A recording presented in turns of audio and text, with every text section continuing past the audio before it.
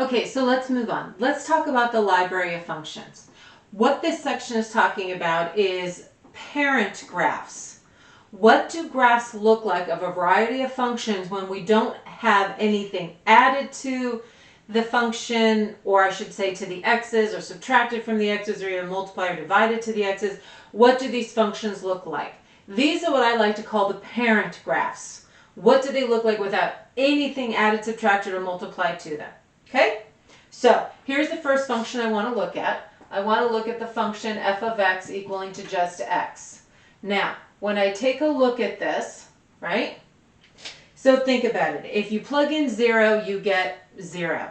If you plug in positive numbers, you get positive numbers. If you plug in negatives, you get negatives. So 1 gives you 1, -1 gives you -1, and so forth down the line. So this is what your linear function looks like, the parent graph of it looks like, before you add or subtract or multiply, divide anything to it. Cool? Okay, let's take a look at another one. We're going to take a look at x squared. What does the graph of f of x equal x squared look like? Okay, so when I plug in 0, yes, I get 0. When I plug in positives, I get positives. When I plug in negatives, I still get positives. So 1 gives me 1, 2 gives me 4, right? -1 gives me 1, -2 gives me also 4. So because of that square, it creates this curve. Good? Okay. Let's take a look at another one. We're going to take a look at f of x equaling x to the power of 3. Kind of took a look at that one just a little bit in the last section, but that's okay. Let's look at it here. So you plug in 0, you get 0. You plug in positives, you get positives. You plug in negatives, you get negatives, don't you? So I'll get 0 here. 1 will give me 1, and -1 gives me -1. 2 gives me 8, and -2 gives me -8, doesn't it? Okay, so that cube is creating a little bit of steepness to this line, or pardon me, to this graph, isn't it? Good? Are you with me? Okay, let's take a look at another one. How about we look at f of x equaling the absolute value of x? Let's see what this looks like. Now, when you plug in 0, you get 0. When you plug in positive numbers, you get positive. When you plug in negatives, you also get positive, don't you? Okay, so now let's think about it. 1 gives me 1, 2 gives me 2. Just like it did over here with the linear, right, with the x. -1 gives me +1, doesn't it? And -2 now gives me +2. So this part of the graph is no longer in the negative end of the world, is it? It's like this absolute value took the line that we had, and instead of letting it go into the negative end of the world, it broke it and popped it back up on the top, so to speak. Brought it back to the positive end of the world. Cool? It almost seems like this x squared, but it's not, because there's no square here. It's linear. This square drastically increases my y values. This linear doesn't increase my y values. Technically, it's not a linear function, but understand, because this x is to the power of 1, things don't climb quickly. Good? All right, let's take a look at another one. How about f of x equaling the square root of x? Now, I plug in positives, I get positives, right? I plug in negatives. Ooh, can I plug in negatives? I can't plug in negatives, can I? Uh-oh. All right. Plug in positives, you get positives. I can't plug in negatives. Can I plug in 0? Can I take the square root of 0? Yeah, the square root of 0 is still just 0. Now, here's the question. I can plug in 1. The square root of 1 is 1. 4 would be the next perfect square I could plug in and not use a calculator. So 4 gives me 2, doesn't it? I'd have to now plug in a 9 to get 3. I'd have to go all the way out to 16 to get a 4, right? So this is like a slow climbing curve. Not very quickly at all, is it? Okay, now here's what I'd like you to notice. In front of this was no sign. It's just a positive, isn't it? That no sign means that's positive. Agreed? Which is why we have the graph we have. But if they put this minus sign in front of it, all my y values will now be negative, which is how I'll get this bottom part of the graph as well, if they want the negative also. Cool? Okay, so hang in there. I got some more parent graphs for us. Okay, so let's talk about a couple more.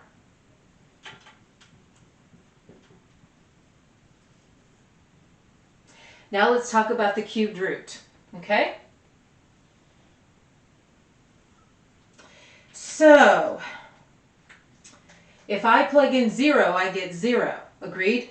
If I plug in positive numbers, I'll get positive y's. If I plug in negative numbers, yes, I can plug in negative numbers to a cubed root, but I'll get negative answers, right? Okay, so this will give me 0 when I plug in 0. 1 gives me 1, but I have to go all the way out to 8 on the x's to give me a y of 2, don't I?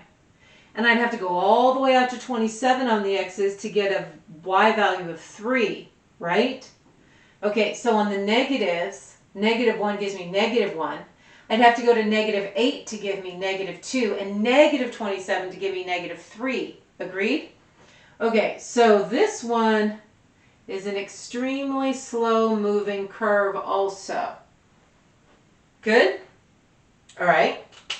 And one of the other ones I want to talk about is this 1 over x. Now, you plug in positives, you get positive. You plug in negatives, you get negative. The question is, can you plug in 0? Yeah, no. 0 is not allowed on this one because that'll blow up the denominator, won't it? So we'll get to more of this later, but that creates this asymptote, this little wall right here at x equaling 0, which means I can't use any of those y values. All right, so when you plug in 1, you get 1. When you plug in 2, you get a half. You plug in 8, you get 1 over 8. So question. Will any of these x's that I plug in ever actually give me a negative answer? Nope. Will they give me a 0 answer? No. It looks like they'll get close to 0, almost 0, but it'll never actually be 0. Okay, so the other question I have is this. Between 0 and 1, if I plug in a half, what's 1 divided by a half? Yeah, that's 2. If I plug in a fourth, which is less than a half, what's 1 divided by a fourth? Yeah, that's 4, isn't it? So this explains why between 0 and 1, this graph almost looks like it's increasing at one point. Are you with me? And then we're skimming stones. It's skimming stones. Sorry about that. So that's why it almost looks like it starts rising between 0 and 1. Because when you take all these little fractions and you flip them over, because when you divide you have to flip them, they get larger. Well, if it's happening over here, the same thing's happening here, but it's all in the negative end of the world. Good? Okay.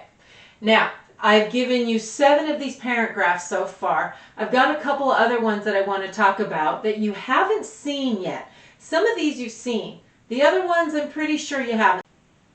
Okay, so let's talk about the greatest integer function.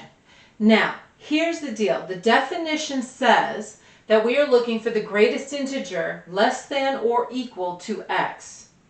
I guess we need to make certain we're all both on the same page in terms of what's an integer. Sometimes it's actually easier to define what's not an integer.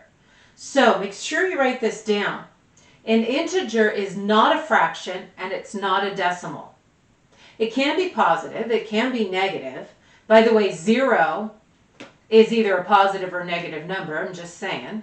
But an integer is not a fraction and it's not a decimal, which means our answers will never be fractions and will never be decimals when we're working with the greatest integer function. Now, there's two different notations that I've seen when they're writing the greatest integer function. The one the authors of your book use is this first one. F of x equals int of x.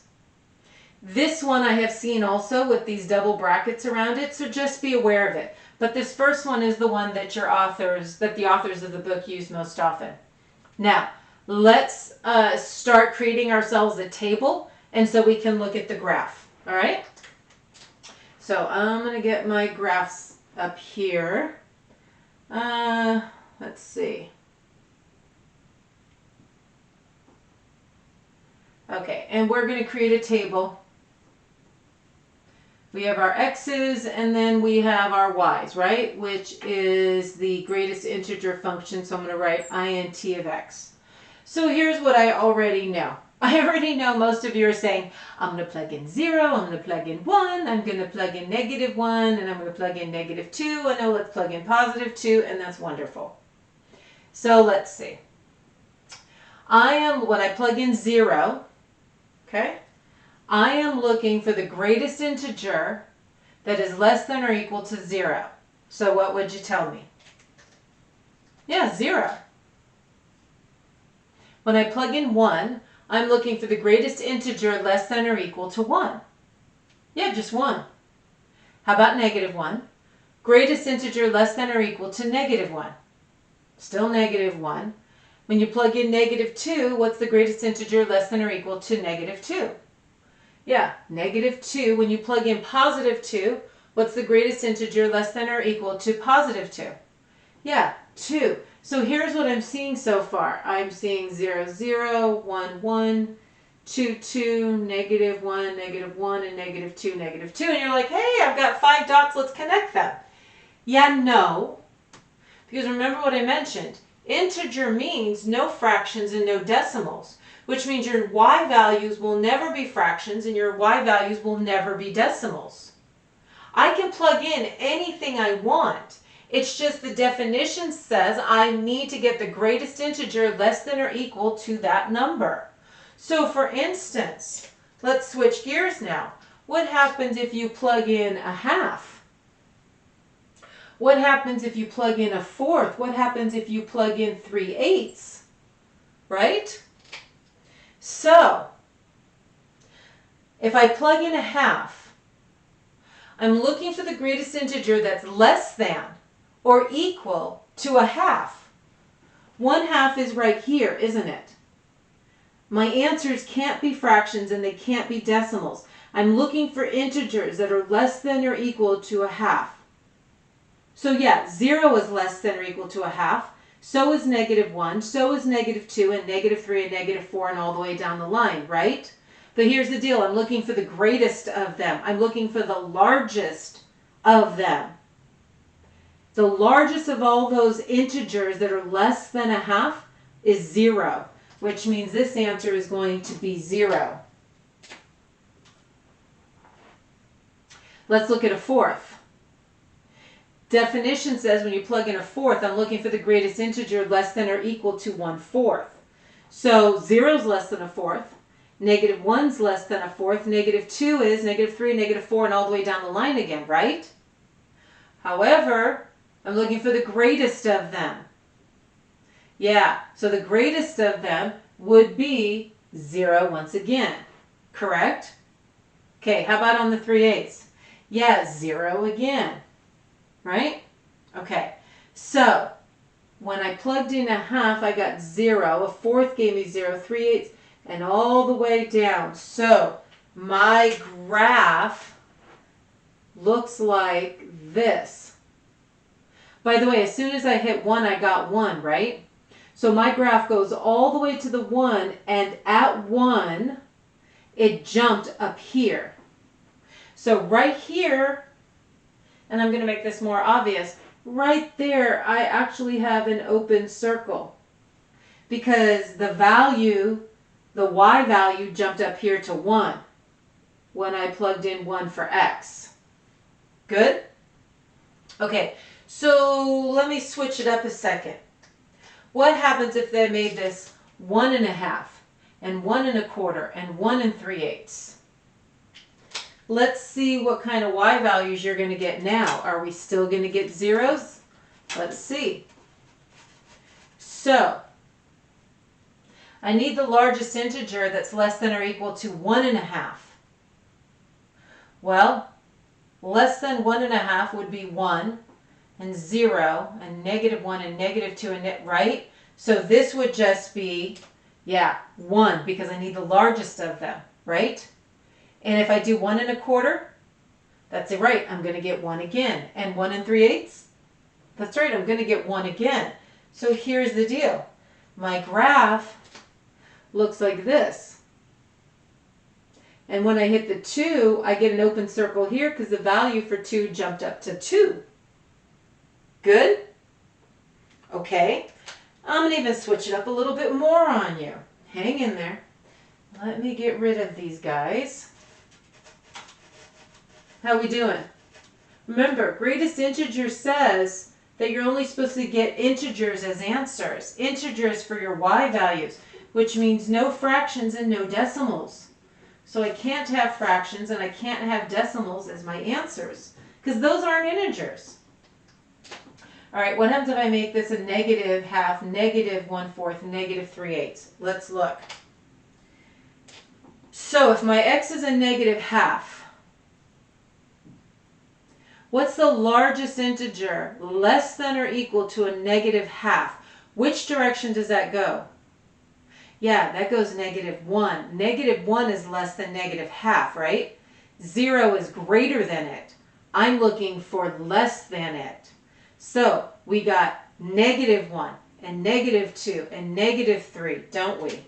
Which means in this case, the largest of them is -1. And what about the -1/4? Yep, -1 and the -3/8. Yep, -1. Some of you have got already the hang of it, which means -1/2, right? Anywhere between -1 and 0 is going to give me a -1. And then as soon as I hit 0 for x, that value jumped here to 0. So I got another open circle. With me? All right. One more little tweak. What happens if this was a -1.5, -1.25, -1 3/8? What do you think? Got an idea? I need the greatest integer, the largest of all the integers, that is less than or equal to a -1.5. Yeah, a -2 is less than a -1.5. And this is a -2 and this is a -2, isn't it? Which means I'm going to get all of these, and as soon as x is -1, open circle here because the value is there. By the way, when I go from 2 to 3, right, they're all going to be here at 2. So this is what your greatest integer function looks like. By the way, some people actually call this a step function because it looks like a bunch of steps. It looks like a staircase going up or going down, whichever way you want to look at it. But this is the parent graph. This is what it looks like before you add or subtract any numbers. With me? Okay, I got one more function for us, so hang in there. I'll be right. Okay, so the last type of function I want to talk about graphing is called a piecewise function. Now, there's no parent graph for a piecewise function, but what you need to understand is its title, piecewise. I have a function that's in pieces. For example, I have this one function that I called f of x that happens to be in 3 pieces. Now, notice, the first piece is 2x plus 5. I'm only allowed to use this piece if my x values are from -3 to 0. Notice, I can't use the 0 because it's not equal to 0, but I can use the -3 because it is equal to. So I'm only allowed to use numbers between -3 and up to the 0, but not the 0 itself. The second piece is just -3. if x is actually equal to 0. So when x is equal to this one number of 0, my y value is going to be negative 3. And the last piece says negative x. Now I'm only allowed to use negative x when I plug in numbers for x that are greater than 0.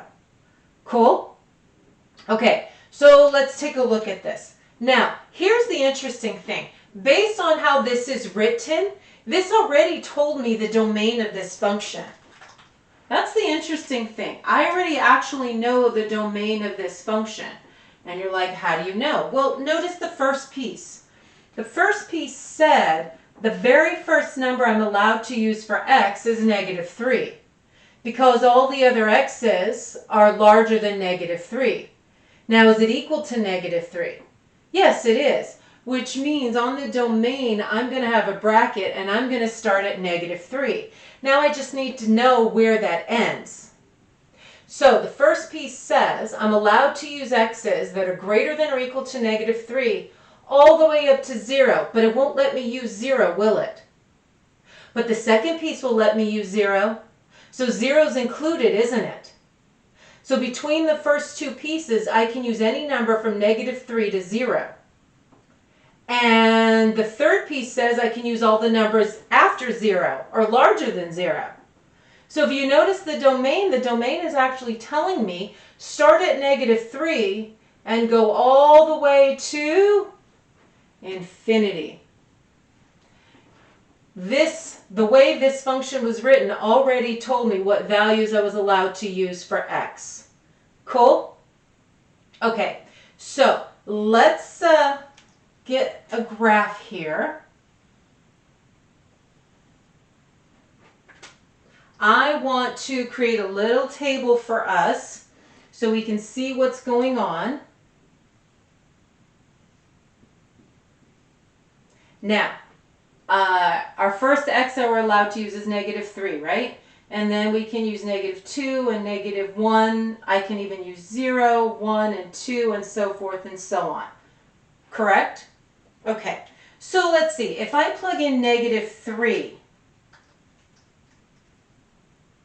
if I want to find out f of negative 3, which one of these three pieces do I plug it into? The first piece, the second piece, or the third piece? I plug it into the first piece because the first piece says x is greater than or equal to negative 3. So I plug it into the first piece, which will give me a negative 1. If I want to plug in negative 2, which piece do I plug it into? I'm plugging it into the first piece again because the first piece says x has to be greater than or equal to negative 3. Well, that's negative 2, right? And it's less than 0, isn't it? So this is also going to get plugged into the first piece, isn't it? Which gives me a positive 1, right? Okay. Negative 1. Which piece am I plugging it into? Still the first piece, because on the first piece I'm allowed to use numbers between 0 and negative 3, which means when I plug this in, I am going to get 3, right? Okay, so let's just deal with these for a second. So we plug in negative 3, we come up with negative 1, don't we? We plug in negative 2, we came up with positive 1, right? We plug in negative 1, we came up with positive 3. Agreed? Okay. Oops. Sorry. That guy's a little too high. I know, your graph is probably a whole lot better than mine. And, okay, so if I connect these dots, this is what I get for this first piece. This is my piece where f of x is equal to 2x plus 5. With me? But this first piece says go all the way to 0. So I've got all these fractions between negative 1 and 0 that I should use. I don't know about you, but I don't want to plug in all those fractions. Okay, so let me ask you something. If if I was allowed to plug in 0 for the first piece, if I was allowed to make this x a 0, then I would have had 2 times 0 plus 5, which would have given me what? Yeah, it would have given me 5, wouldn't it have? Okay, so let's see. That means my graph would have come all the way up to 5 here, wouldn't it have? But, and let's try to make my line a little bit better, but the question is, was I actually allowed to use 0 in the first piece? No, I wasn't, which means when I plugged in 0 to the first piece, I'm going to get this open circle here. That open circle says that I plugged in 0 to the first piece, and I would have gotten a 5 had I actually been allowed to use it. But since I was not allowed to use it, then we've got this open circle here at 0 and 5 for the first piece. So it clearly shows me where the first piece ends. And that's important. I need to know where it starts, but I also need to know where it ends. And it ends here at 0, 5, but I can't use the 5 for this first piece, which is why it's an open circle. Good? Okay, so the second piece allows me to literally plug in 0 for x, right? So the second piece says if x is 0, and if x is 0, the third piece says, well, you just get a -3. Well, there's the second piece. This is just -3, 0, -3. All right, not much I can do about that. And then let's see what happens greater than 0. When x is greater than 0, when I plug in 1, f of 1 is going to get plugged into the third piece, isn't it? Because that's where x is greater than 0. Do you agree? Okay, so I just get -1, wouldn't I? And when you plug in 2, yeah, you just get -2, don't you? So let's see. I get 1 and -1. I get 2 and -2. If you plug in 3, yeah, plug in 3, you'll get -3. So you can see what's happening here. This just keeps going, doesn't it? Right? But again, this says greater than 0. I've got all these numbers between 0 and +1 to try. Okay, do you want to plug in all those fractions? Neither do I. Let me ask you something. If I was allowed to plug in 0 to this third piece, what would I have gotten? I would have gotten 0. So that's going to take care of my issue of plugging in all those fractions. So I have another open circle right there that tells me that that's where this would have actually started. It would have started 0, 0. But since I can't use 0 for x, I have an open circle, and it goes all the way down towards -infinity in this case. Cool? Okay, so this is an interesting piecewise function, right? It is literally in pieces. I have 3 pieces. I have one, this blue one, I have this pink one, and I've got this orange one. Now, we already spoke about its domain. Let's look at the range on this thing. Remember, the range is the y value, right? So, there my y's go from top to bottom. And literally, when I read them, I should start at the bottom and move my way to the top so I get the smallest numbers to the largest numbers. So, when I'm at the bottom, this graph is at -infinity, isn't it? Because it keeps going down. So, my range will start at -infinity. My y values will start at -infinity. And according to this blue line, it's continuous. So I'm getting all these y values as I move up, don't I? But it stops here and I have an open circle at 0. Ah, but that's okay because this graph has y being 0 right here, doesn't it? So it's okay. And according to this orange one, it keeps going up and keeps going up and it ends here at 5. But the 5 has an open circle, so I need a parenthesis around it.